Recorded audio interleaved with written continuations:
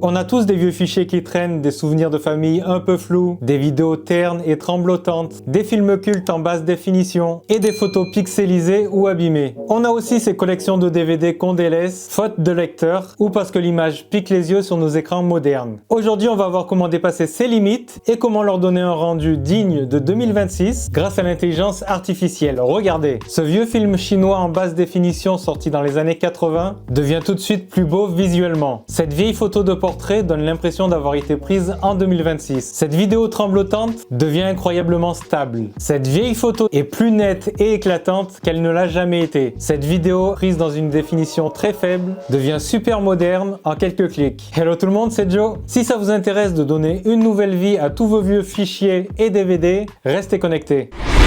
Le logiciel qui va nous permettre entre autres d'améliorer et de convertir toutes nos photos et vidéos s'appelle VideoProc Converter AI. Une version d'essai gratuite permet d'explorer les principales fonctionnalités. Il fonctionne sur PC Windows et Mac. C'est un logiciel tout en un très complet, particulièrement populaire, qui propose de nombreux outils avec un très bon rapport qualité-prix. Et surtout, il continue d'évoluer régulièrement avec de nouvelles fonctionnalités. Et restez bien jusqu'à la fin de la vidéo parce que je vais vous partager une offre très intéressante pour l'obtenir à moindre coût. Voici l'interface de VideoProc Converter AI et en vérité je pourrais quasiment arrêter le tutoriel maintenant tellement juste en regardant l'interface vous devriez comprendre comment ça fonctionne. Bon, j'ai fait une vidéo, on va aller un petit peu plus loin. Donc on a plusieurs noms d'outils: super résolution, interpolation d'image, image IA, audio IA. Donc c'est 4 outils qui fonctionnent avec l'intelligence artificielle comme c'est écrit AI. L'outil super résolution, ça va être pour augmenter la définition de l'image qu'on appelle maladroitement la résolution de l'image. Interpolation d'image, ça va être pour interpoler de nouvelles images entre deux images, pour lisser les mouvements et fluidifier une vidéo. Image IA, c'est pour upscaler les images, restaurer des visages et coloriser des photos jusqu'en 4K. Audio IA, c'est pour supprimer du bruit de fond, les voix, les instrumentaux, de l'audio et de la vidéo. L'outil vidéo, c'est une boîte à outils complète pour couper, fusionner, éditer des vidéos, convertir, compresser, etc. etc. DVD, c'est pour extraire, convertir des DVD, des images ISO dans une variété de formats différents. Télécharger, ça va nous permettre de télécharger des flux vidéo, des playlists, des chaînes depuis de nombreuses plateformes, sites, YouTube, Facebook, etc. et les enregistrer dans différentes définitions et formats. Compresser, comme son nom l'indique, c'est pour compresser des vidéos dans une taille souhaitée, idéale pour des réseaux sociaux, pour Discord, pour les emails, WhatsApp, etc. Enregistreur, c'est pour capturer facilement des vidéos de l'écran de PC ou de la webcam, etc.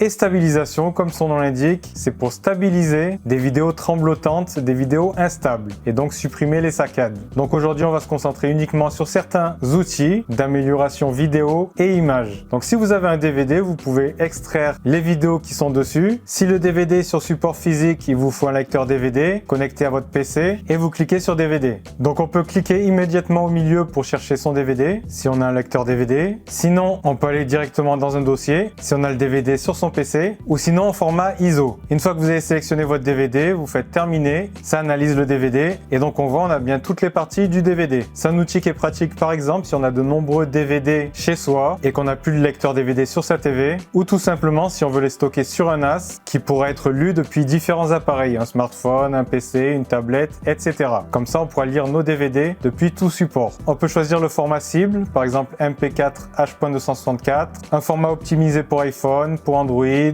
du HEVC MP4, du MOV, du format AV1, etc. On peut activer le moteur d'accélération matérielle. Ça va utiliser l'accélération du GPU. Donc si on a du Nvidia, du Intel, du AMD, on peut cliquer dans les options pour voir si c'est bien activé. Moi j'ai du AMD, mais il faut savoir qu'en général, avec une carte graphique Nvidia, ça sera plus rapide pour les traitements sur ce type de logiciel. Nvidia est plus fort là-dessus, comme pour les logiciels de montage vidéo. On peut choisir d'activer un moteur de haute qualité, d'activer du désentrelacement, on peut régler l'utilisation du CPU et on peut choisir le dossier de sortie. Et ensuite, on n'a plus qu'à cliquer sur Run. Donc en gros, on va ripper notre DVD. Si vous avez le DVD sur support physique, il va être enregistré sur votre ordinateur dans un fichier lisible par des logiciels de lecture vidéo. C'est un traitement qui se fait assez rapidement, mais il prend quand même un petit peu de temps. Et donc ici, on a l'indication FPS 644. C'est la vitesse de traitement. Le traitement est terminé. Ça a pris moins de 5 minutes. Et donc maintenant, on a bien notre DVD rippé. C'est un fichier sur lequel on peut double-cliquer cliquer pour regarder le DVD à partir d'un lecteur vidéo. Et ça permettra de le lire depuis tous nos appareils. Alors ripper nos DVD c'est bien, mais la définition d'image d'un DVD c'est pas très élevé. C'est de la basse définition et c'est pas trop adapté à nos écrans modernes en Full HD ou en 4K. Et donc après avoir rippé le DVD, on peut vouloir augmenter la définition, la qualité d'image du DVD. Pour ça on va utiliser l'outil Super Résolution. On va cliquer ici au milieu pour charger une vidéo, un DVD.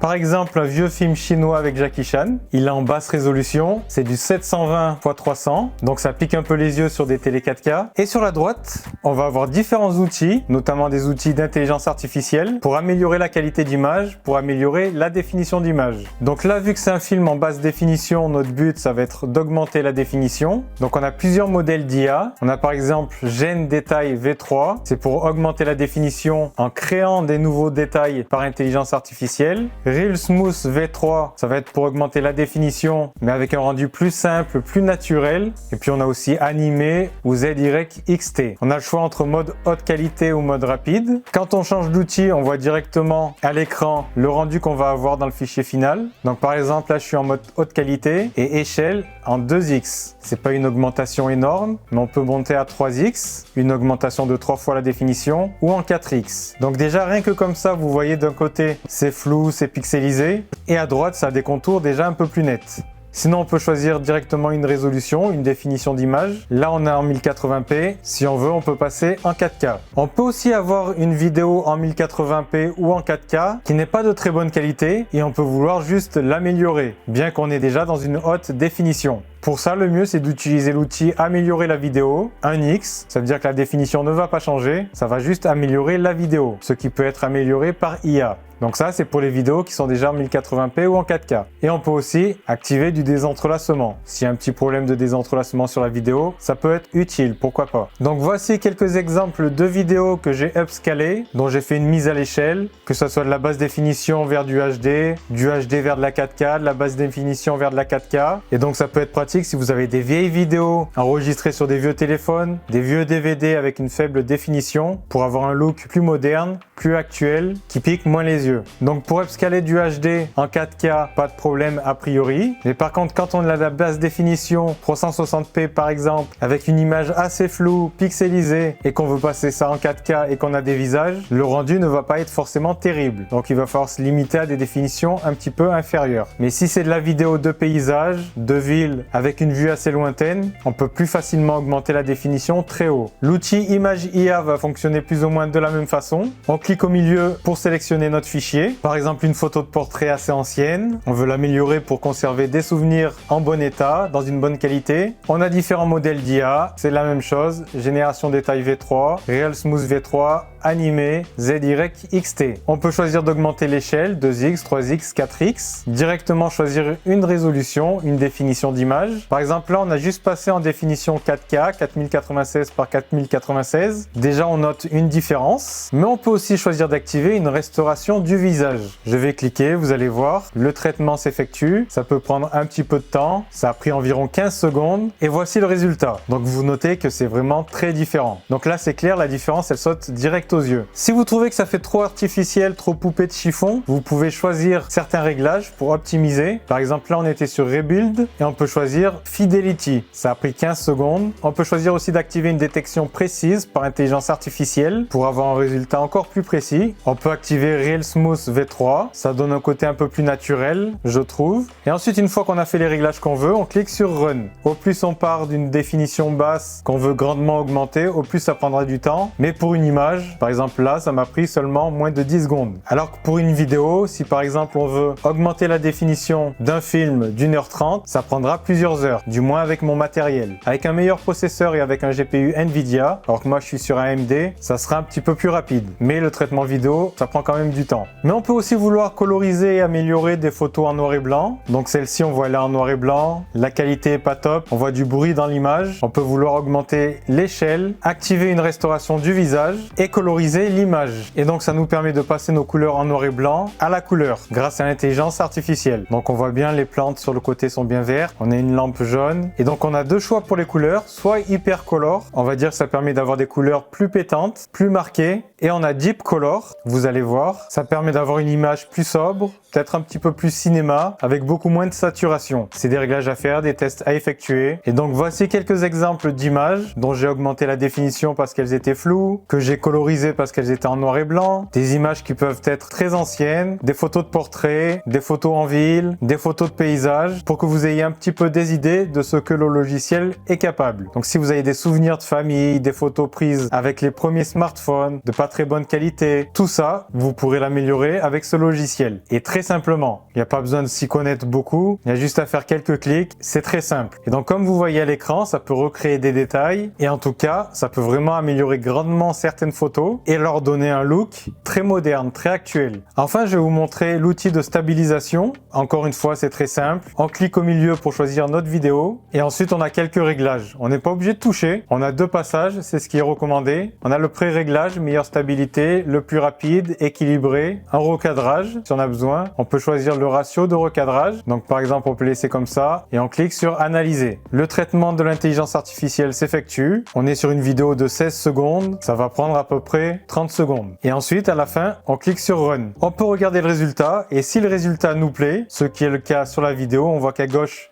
ça tremble énormément. C'est beaucoup plus stable à droite. On n'a plus qu'à cliquer sur Run pour enregistrer la vidéo stabilisée. Et donc vous pouvez voir sur le résultat final, à droite, que la vidéo tremble beaucoup moins. Elle paraît beaucoup plus stable. Alors que celle de gauche bougeait dans tous les sens. J'ai fait exprès de la prendre comme ça la vidéo.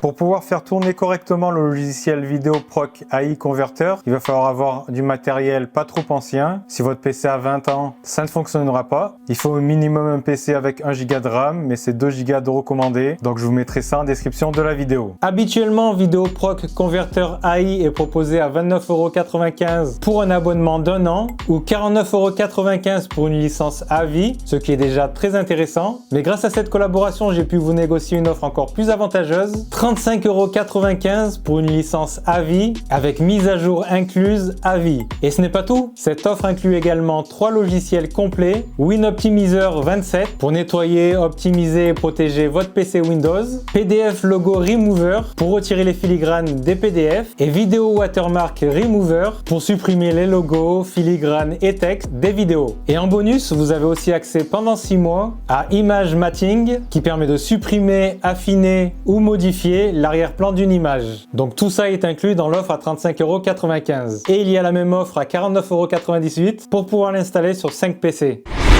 Comme vous avez pu voir dans la vidéo, ce logiciel est incroyablement simple à utiliser. Vous choisissez l'outil que vous voulez utiliser, vous choisissez votre fichier, vous cliquez et c'est fait automatiquement. C'est vraiment parfaitement adapté au grand public. Et les résultats sont vraiment très bons pour peu que vous utilisiez les bons réglages. Passer une vidéo 480p en 4K peut donner des résultats un petit peu bizarres, mais c'est normal. Une vieille vidéo en plus en 480p basse définition avec peu de détails, peu d'informations, forcément quand l'intelligence artificielle va devoir recréer des pixels pour l'adapter en 4K, ça va être beaucoup plus compliqué du fait du manque d'éléments de base. Pour des visages en gros plan, ça sera pas le plus adapté. Mais pour passer du 480p ou 1080p, c'est bien. Mais sinon pour des vidéos de ville, de paysages, le rendu sera beaucoup mieux en passant de 480p à 4K. Mais sinon vous pouvez tester, sinon vous baissez, vous mettez en 1080p et c'est déjà une très bonne définition. Mais là où ce logiciel est très fort, et c'est la raison pour laquelle cette vidéo m'intéressait à faire, c'est qu'il possède un excellent rapport qualité-prix. Dans le monde des logiciels d'intelligence artificielle, on a souvent deux extrêmes. Les outils professionnels ou semi-professionnels complexes à utiliser qui coûtent plusieurs centaines d'euros ou alors des services par abonnement mensuel qui finissent par coûter assez cher sur le long terme. Et donc Videoproc Converter AI est déjà très performant pour un prix qui est selon moi quasi imbattable pour un logiciel grand public simple à utiliser. N'hésitez pas à me dire en commentaire ce que vous en pensez, si vous avez effectivement des vieilles vidéos, des vieilles photos à restaurer ou si vous l'avez déjà fait. N'oubliez pas le pouce, le partage, de vous abonner si c'est pas déjà fait. C'était Joe pour Culture Chronique. Ciao ciao.